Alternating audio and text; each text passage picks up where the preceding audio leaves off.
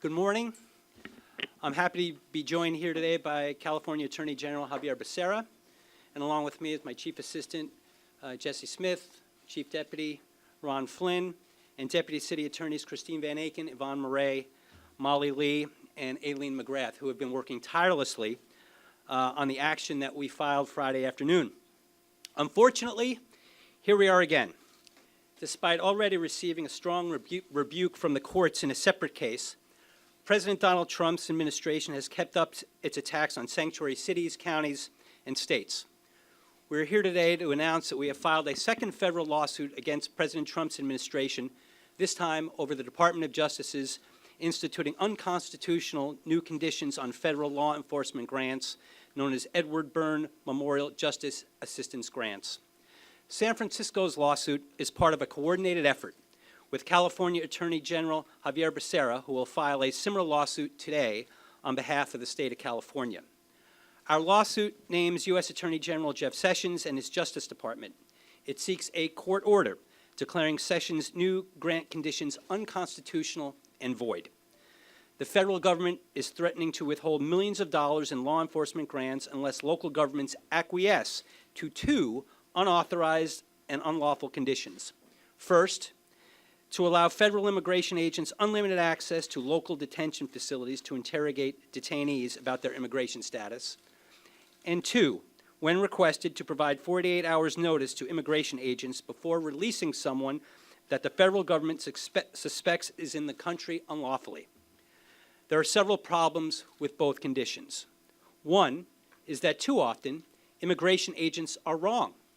Since 2007, about 700 American citizens have been erroneously held in local jails on federal immigration detainers, according to NPR reporting. Another 800 Americans were held in immigration detention centers during that same time frame. The new grant conditions mean residents and U.S. citizens could be jailed without probable cause, and cities or states could face legal liability for holding someone past their release date to provide the federal government the required 48 hours notice.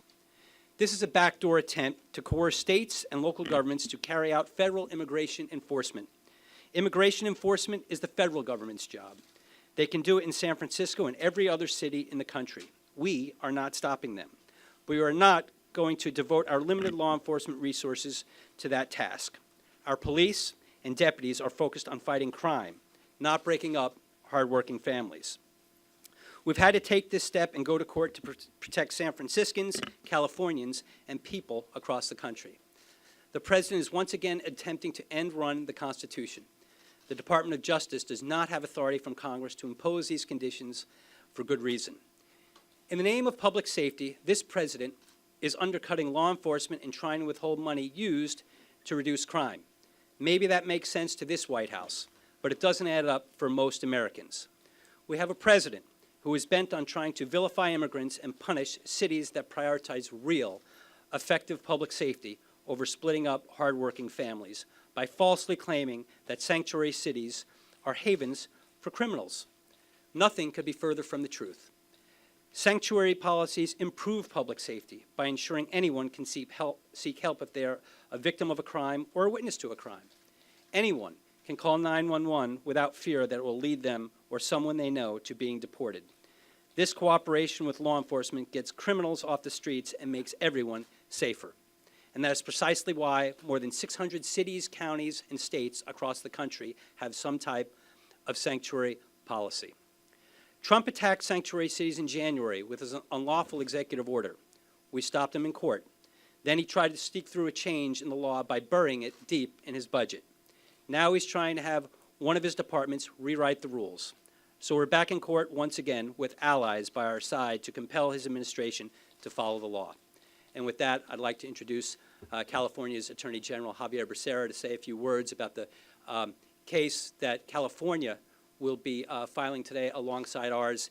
And I can't imagine a better partner to pursue this litigation with. And he's been a tremendous partner as we've come up with a coordinated approach to how we're going to fight the administration's latest orders. Mr. Attorney General. Mind if I move this? Yep, go ahead. Good morning, everyone. Let me begin by thanking Dennis Herrera, the attorney for this great city of San Francisco, and all the people, quite honestly, of San Francisco, along with Mayor Lee, everyone who stood up to say that we want to do things the right way. It is so important. But I want to thank City Attorney Herrera and also his team for the work that they have done already to give us a platform from which to work with. And I want to thank the folks in the Department of Justice, in the Office of the Attorney General for the state of California as well, for the work that they have done on behalf of the 40 million people of the state of California. I'm pleased to have Angela Sierra, who has led our team in these efforts over these last several months to try to make sure that not only do we all follow the Constitution, but that we respect the work that's being done by law enforcement day in, day out, both here in California and throughout the United States of America. I'd also like to, before I get into the meat of my remarks, just send a quick word of thanks and appreciation to the men and women in law enforcement, the first responders who stood up and did their job in Charlottesville, Virginia, yesterday. What we witnessed, the acts of terrorism, must be condemned. We cannot let people believe that it's right to do wrong.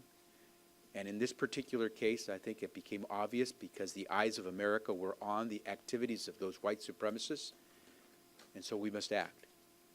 And so I say to all those who are the victims of the injustice that occurred yesterday, our hearts and our thoughts are with you. And at the end, justice should prevail, just as it should in this particular case. And so let me turn to this case in particular. I think it's important first to note that California, the city of San Francisco, we abide by federal law. We respect the Constitution. The federal government should do the same.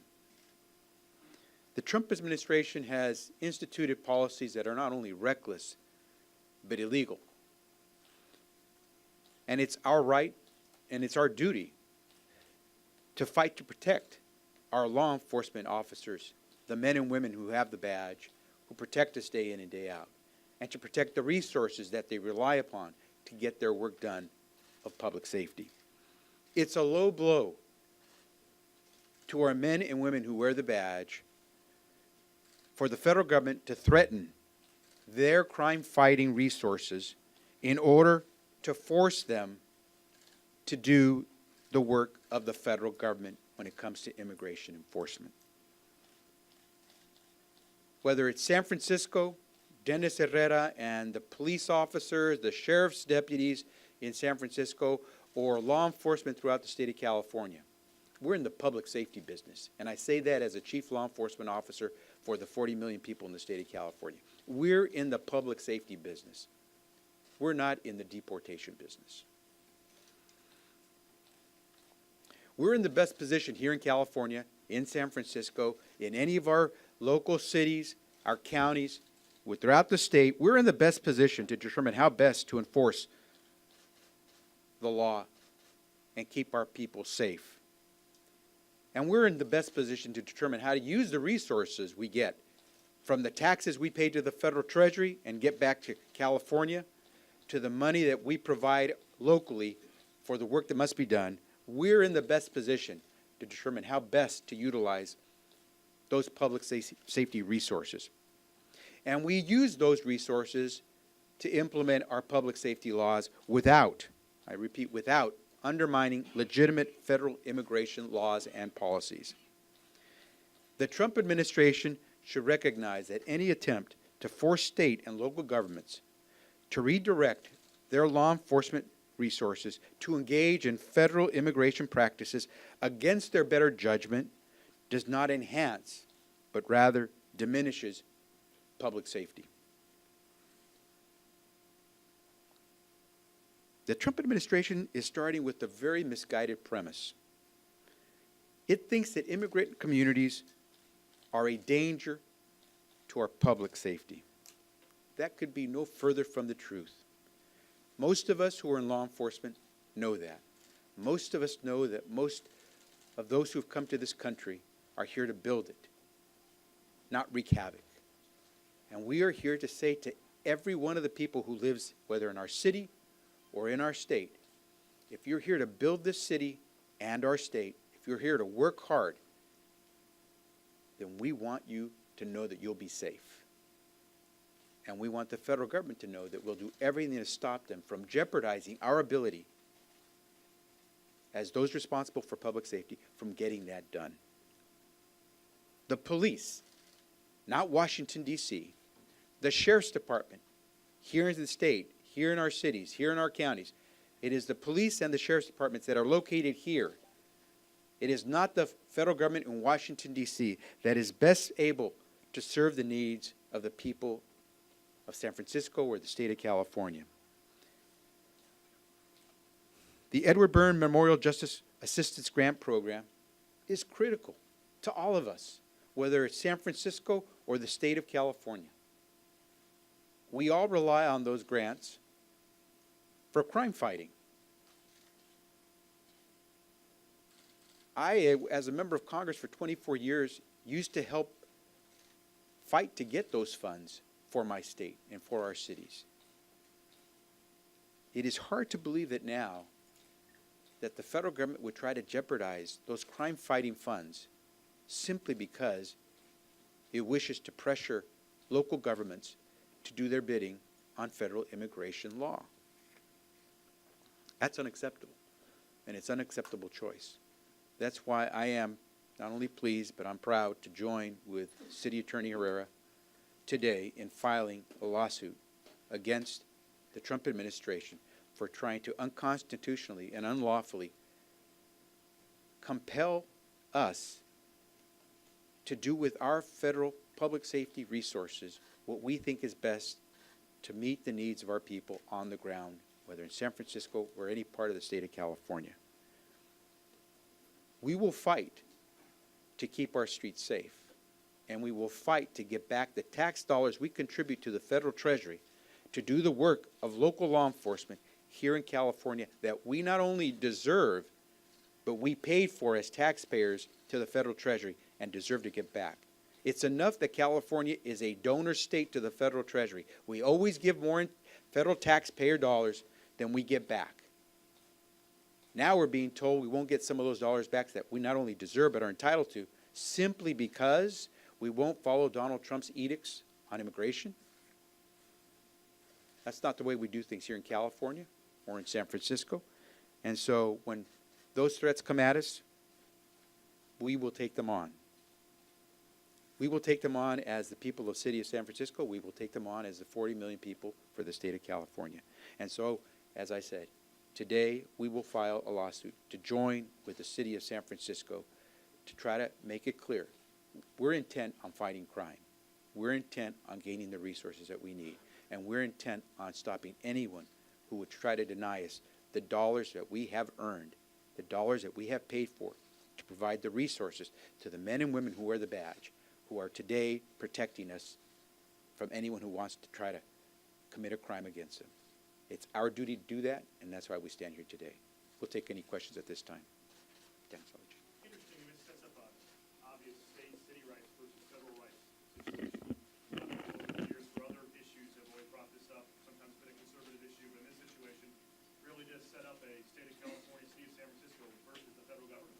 We've seen that with a couple other, obviously, filings earlier this year, San Francisco, other states as well. With this one here, I mean, is this a chance to maybe change precedent in some respect in the country with this lawsuit, city and the state together?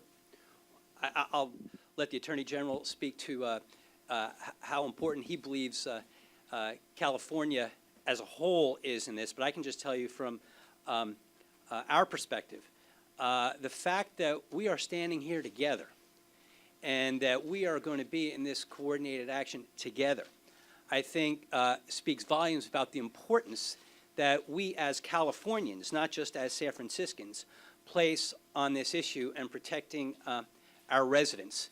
And at the same time that we make sure that we are protecting undocumented immigrants, native-born, and taxpayer dollars that Californians pay to the federal treasury. And this, you're right, this is a discussion about what is the appropriate role of local and state government versus federal power. And our lawsuit, both in the Sanctuary City broader lawsuit and this one, have highlighted that issue about the executive branch overstepping its bounds with respect to the legislative branch, but also with respect to what localities and states who are best situated to know how to protect their communities, what's best for them. So I would agree with that, and it's something that something we think needs to be highlighted. I agree with what City Attorney Herrera just said, and I would only add this. I don't see this as a fight against the federal government. We're fighting to protect the Constitution. We're trying to abide by the words of the Constitution that left all those powers that are not enumerated in the Constitution for the federal government to the states and the local governments. We're not trying to fight against Donald Trump and his administration. We're trying to preserve the words of the Constitution. And I will tell you, we see every day how important it is for our police and our sheriff to have the resources they need. We saw it on display yesterday. I suspect somewhere in America we'll see it on display today, where someone will risk his or her life to protect someone else. No one should be telling that officer, that deputy sheriff, how to do his or her job from Washington, D.C. if they're obligated to protect the people here locally. And that's what we're fighting for, is to make sure that those funds that we've paid for through our taxes come back so that those men and women who wear the badge can do the job the right way, whether in Charlottesville or in San Francisco. Do you have numbers on how much money is at risk for their work they are actually withholding, and where exactly that income is from? Yeah, I'll speak locally. We get about $1.5 million here in San Francisco. We get 500,000 or so directly from the federal government, and we have for decades, and we get another 900,000 to $1 million indirectly through the state. And that goes to fund everything from diversion programs to adult alternative courts to social work intervention, trying to ensure that at-risk youth are getting services that they need. But more broadly, this impacts California and the federal government. I'll let the Attorney General speak to what's at stake for California. Over $28 million for jurisdictions throughout the state of California, for everything, as the city attorney just said, from recidivism reduction to drug work to keep people off drugs, to keeping our young people from becoming members of gangs, all the work that you do to fight crime, but also to prevent crime. Follow-up to one of the previous questions from before. When you talk about state rights and local government's rights superseding federal rights, isn't that traditionally a conservative argument that's kind of getting flipped on its face in all of this particular issue? Well, first of all, I think that I want to take you back to something that the Attorney General highlighted. We're fighting to protect the Constitution and the rule of law. And the fact that it is playing out in a local and state initiated lawsuit doesn't mean that we are trying to trump federal rights. It means we're sticking up for the Constitution and the separation of powers to make sure that people's constitutional rights are protected. You are correct that historically that has been used by conservatives, but it's also been used by more liberal jurisdictions, as you've seen a devolution of power, and people want people to get down to state and local management of their own issues. But make no mistake, this is about protecting the constitutional rights and the separation of powers that exist for everybody. And if the federal government is going to choose to ignore those principles, I think local and state governments have an obligation to step up to make sure that they are reinforced and that the rule of law continues to reign. And I would only ask that you take a look at history and the utilization of the state rights argument in the past. It was used to allow states and local governments to violate the constitutional rights of individuals.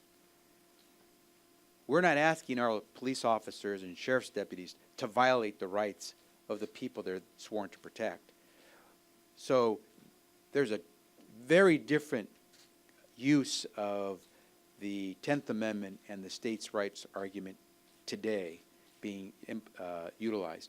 We're not out there to try to shield ourselves from the Constitution's protections to people who have rights under the Constitution, as they did in the South when they were out there using the 10th Amendment to violate the First Amendment, the Fourth Amendment, the Fifth Amendment.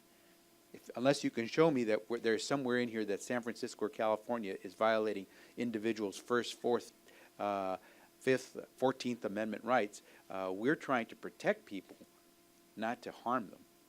On the two things they're asking for, obviously, more controversial would be to allow officers to go into jail from federal agencies. Maybe a little less controversial, still controversial obviously here, is the ability to notify. I think it's 48 hours. What is the, can you just clarify the notification opposition a little bit more than the other one, if you don't mind? Well, the interesting thing is provision is a little bit ambiguous, right? What is 48 hours? You have to remember that oftentimes that's something that's not necessarily in control of the sheriff or something. It's pursuant to a court order. So to give 48 hours notice might mean that someone has already been allowed to be released and now they want notification. And to the degree that you are detaining that individual without probable cause, now you're violating the Fourth Amendment and exposing the municipality or jurisdiction that is holding that individual to financial liability.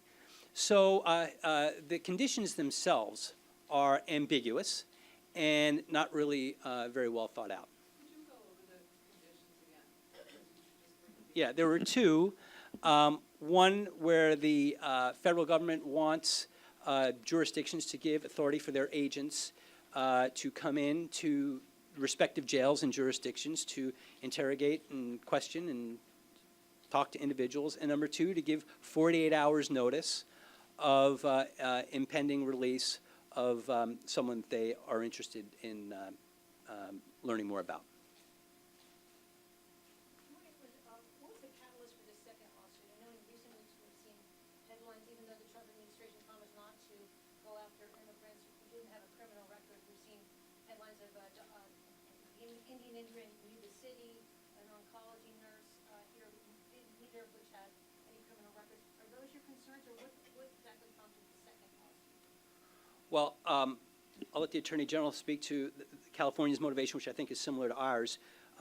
When the July 25th directive came out, we were studying those in light of our broader sanctuary lawsuit to examine whether this was a backdoor attempt to continue to enforce the principles that the Department of Justice and the Trump administration had said they were going to stand up for through the back door. And it's pretty clear that this is another attempt to accomplish what they were unsuccessful in accomplishing with the Sanctuary City executive order. Many of the issues are the same, the 48-hour detainer notice. They have a thing about wanting us to comply with detainer requests and 48 hours notice. This has been something that is been a core principle. So now, using the grants and the threat of withholding that money, it's to accomplish the same goal. So we have been on this from the beginning, but I know that the Attorney General has probably broader concerns because of the dollars that are at stake for California more broadly. Dennis is right. $28 million is $28 million times. That's a lot of money. And to San Francisco and to some of the smaller jurisdictions who can't make that money up, it's big. It's the difference between trying to keep someone from going in the wrong direction and having them become the next serial murderer. You'd never know. So it's important. But what's perhaps more important overall is the indirect pressure it places all these cities and counties under in having to worry about whether they can actually apply for funds. It's the heavy hand of the federal government imposing its will and threatening you, take me on. Now, for San Francisco, especially with a city like San Francisco that has a dynamic legal team headed by the city attorney that is willing to take on whatever comes at them, maybe it's a little easier. But some of the smaller cities and counties of California would probably find it very difficult to take on something like this and feel comfortable. Because if at the end they lose, they've not only spent money to try to battle this, but they won't get the funds from the grant program as well. So it's an ominous threat, which goes back to the question about the difference between what we're doing with the 10th Amendment and state rights and what was done before. Now the federal government is using the threat of its power, of its size, to bully local jurisdictions to do what they want. And fortunately, you've got the city of San Francisco. I think there'll be other jurisdictions like you saw in Chicago, and now the state of California are going to say, no. Attorney General, is California the first state to do this then? File such an action? States, as far as I know, yes, but we know Chicago has acted. I believe along with San Francisco, you'll probably see some other local jurisdictions in the state as well probably take action. City Attorney, so can you remind me again, I think this is your question too, how is this different from what you announced in January? What is the status of that particular lawsuit that you filed? Yeah, the Sanctuary City lawsuit that we filed was in response to the president's executive order dealing with sanctuary cities. And we filed a motion for preliminary injunction in that case, filed suit saying that the order was unconstitutional. We did that, and we worked alongside the county of Santa Clara, and we received a ruling from the United States District Court for the Northern District of California with a nationwide injunction preventing that executive order from going into effect. After that, the government moved for a motion to dismiss and a motion for reconsideration based on a new sort of limiting instruction that the Department of Justice had issued, but that those were denied by the United States District Court, Judge Orrick, and the federal government has appealed those rulings, and that injunction and stay remain in effect. So the executive order has not been implemented. Attorney General, as you were saying, the city has been in this fight for a while. What do you think is the impact of the state coming in and adding its voice to this? So we joined in as well with the initial action taken by San Francisco along with Santa Clara and City of Richmond. City of Richmond as well. And we're joining in with the city of San Francisco. I don't believe it'll stop there because the closer some of these jurisdictions look at what the Trump administration is trying to do, the more they recognize that the Trump administration probably won't stop here. And so they know that they're going to be under this constant threat of bullying if they don't stand up at some point. And that's where I believe it's very important for the state of California to come in, because some of these, as I said, smaller cities and counties, it would be a tough thing for them to try to take on the federal government by themselves. So it's your hope that kind of by joining in on this, you will encourage other smaller municipalities to join in as well?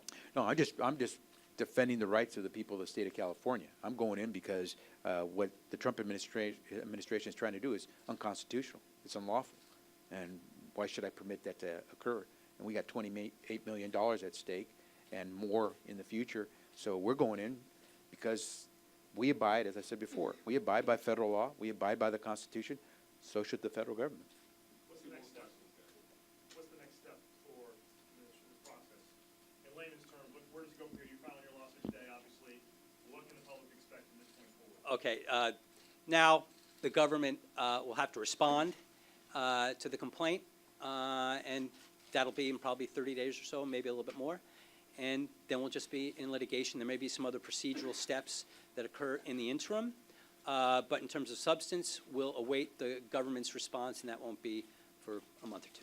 Do you have any sort of timeline when it comes to the grant funding? Like when will those funds be released, or when will we actually feel these fiscal impacts? Well, the federal government runs under its authorization timeline, which, by the way, over the last several years it hasn't abided by. And so when the next round of burn grants will be issued is unclear. But certainly, if we were not to take this action, certain grants could be placed in jeopardy, and certain existing grants I'm not sure if they would try to revoke them, but what we're trying to do is establish the grounds under which states and local governments can apply for these grants so that they don't have to worry about the intimidation that occurs and they can move forward. A lot of these jurisdictions are preparing to apply for grants, and they're preparing to do so by the 25th of August, I believe, is the deadline. And so I know I've been contacted by more than just a few jurisdictions asking, so what can we do? Attorney General, the California lawsuit covers all cities and municipalities in the state.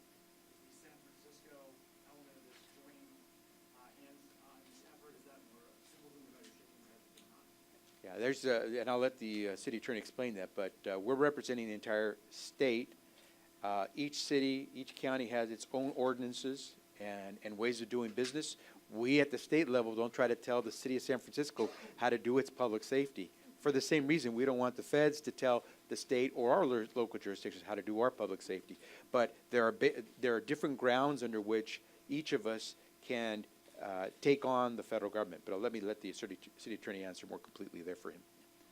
I think that I couldn't have said it any better than the Attorney General, other than you'll notice once they file their complaint, while we're both going for the same goal, we have different grounds that we're going after the federal government are. So you may see slight deviations in the nature of our complaint, and that's just the nature of litigation when you have a couple of different parties. So, but we will be litigating this side by side.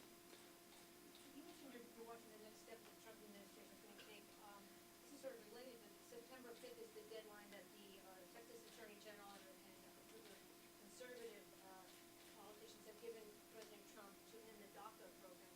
What preparations are you making there, or are you watching that? What can you say about what's going to happen in the program? Here we go again. Wow. I said earlier, you work hard in this state, you try to build up your neighborhood, you do what my mom and dad did. I'm the son of immigrants. We want to protect you. We want you to feel like you should continue to create jobs and build up this state and grow our economy. We want you to feel safe. If I were a dreamer, a young man or woman who came to this country as a child, I'd certainly be concerned. But if you give any credence to the words of Donald Trump, where he said these dreamers should rest easy when it comes to the DACA program, then I have to believe that means that the president is prepared to do what's right with regard to the DACA program. The 5-year anniversary of the program is this week. And once again, if it's appropriate legally to do what we can to preserve the rights of individuals, in this case under the DACA program, I can guarantee you that City Attorney Herrera, I, and anyone else who has the legal power and means to do so will do whatever we can. Thank you very much. Did you say for San Francisco was 1.5? I did. 500 was No. 900? Just 1.5? Yeah, 500 directly, 900,000 indirectly through the state. So a total 1.5. That's correct. That's correct. Thanks very much.